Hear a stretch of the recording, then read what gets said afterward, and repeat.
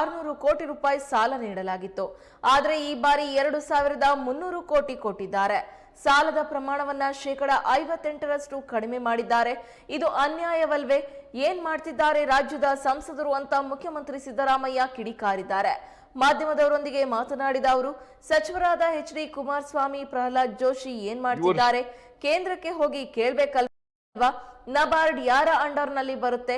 ಕೇಂದ್ರ ಸರ್ಕಾರ ಕೆಳಗೆ ತಾನೆ. ನಬಾರ್ಡ್ ಅನುದಾನ ಕಡಿತ ಮಾಡಿದ್ರೆ ರಾಜ್ಯ ಸರ್ಕಾರ ಏನ್ ಮಾಡಬೇಕು?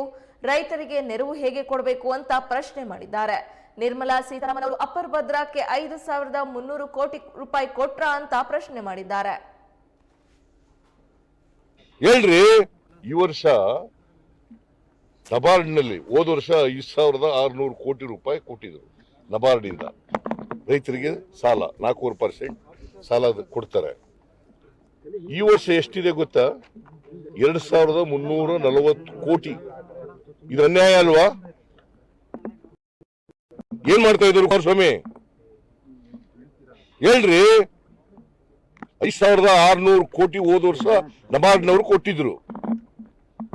ಈ ವರ್ಷ 2340 ಕೋಟಿ. ಎಷ್ಟು ಕಡಿಮೆ ಆಯ್ತು? 58% ಕಡಿಮೆ ಆಯ್ತು. ಏನ್ ಮಾಡ್ತಾ ಇದ್ರು ಇವರು ರಾಜ್ಯದ ಮಂತ್ರಿಯಾಗಿ? ಜೋಶಿ ಏನ್ ಮಾಡ್ತಾ ಇದ್ರು?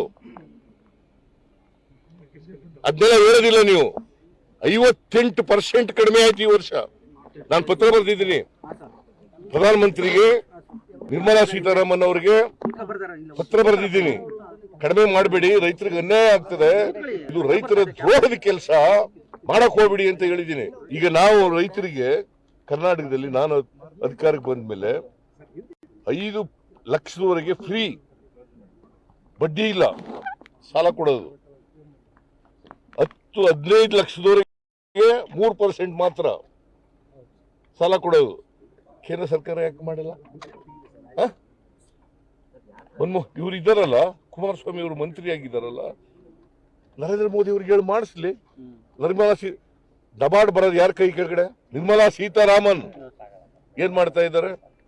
ನಿರ್ಮಲಾ ಸೀತಾರಾಮನ್ ಅವರು ಅಪ್ಪರ್ ಭದ್ರಾಕ್ಕೆ 5300 ಕೋಟಿ ಕೊಡ್ತೀವಿ ಅಂತ ಹೇಳಿದ್ರು. ಕೊಟ್ರ? ಬಜೆಟ್ ನಲ್ಲಿ ಘೋಷಣೆ ಮಾಡಿದ್ದು.